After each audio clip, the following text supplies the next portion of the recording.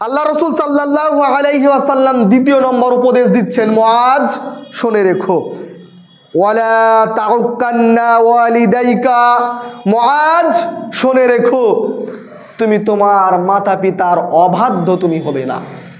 মাতা পিতার অবাধ্য তুমি হবে না, মাতা পিতাকে কষ্ট দেবে না, মাতা পিতার সাথে খারাপ আচরণ করবে না।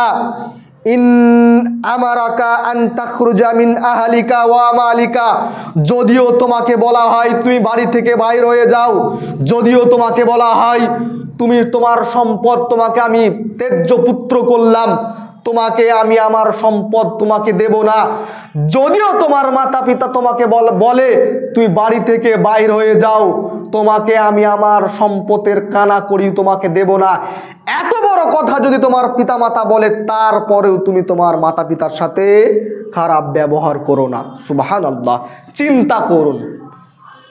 আল্লাহ রাসূল সাল্লাল্লাহু আলাইহি ওয়াসাল্লাম দ্বিতীয় নম্বর শিরকের পরেই তিনি বলছেন, মুআজ তুমি তোমার মাতা পিতার অবাধ্য হবে না, তুমি তোমার মাতা পিতার সাথে খারাপ ব্যবহার করবে না, তাদেরকে কখনোই অসন্তুষ্ট করবে না, তাদেরকে কখনো দুঃখ কষ্ট দেবে না। যদিও তোমাকে তোমার পরিবার থেকে তোমাকে বঞ্চিত করে দেয়, তোমার সম্পদ থেকে, তোমার সম্পত্তির ভাগ থেকে, তুমি যেটা প্রাপ্য সেটা থেকে তোমাকে যদি বঞ্চিত করে দেয়, তারপরেও তাদের সাথে খারাপ ব্যবহার করা যাবে না। চিন্তা করুন, আল্লাহ কোরআনে তিনি বলছেন যে মাতা পিতা যদি বেঁচে থাকে, দুজন কিংবা একজন, তাদেরকে তোমার ব্যবহার দ্বারা তাদেরকে তুমি শব্দটাও তুমি করো না, শব্দটাও করা যাবে না। এটা আল্লাহর মাতা পিতা বিষয়ে একদিন আলোচনা হবে ইনশাআল্লাহ। তো আল্লাহ রাসূল সাল্লাল্লাহু আলাইহি ওয়াসাল্লাম তিনি বলছেন, যদিও তোমার সম্পদ থেকে তোমাকে বঞ্চিত করে, তোমার পরিবার থেকে তোমাকে বঞ্চিত করে, তারপরে মাতা পিতার সাথে খারাপ ব্যবহার তুমি করো না।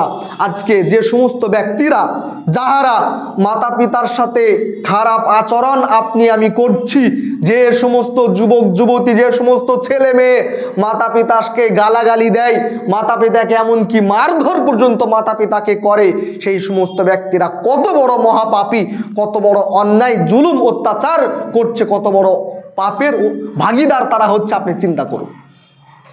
সম্পদ থেকে বঞ্চিত, পরিবার থেকে বিচ্ছিন্ন, তারপরেও মাতা পিতার সাথে খারাপ ব্যবহার করা যাবে না। আল্লাহ রাসূল সাল্লাল্লাহু আলাইহি সাল্লামের ফায়সালা।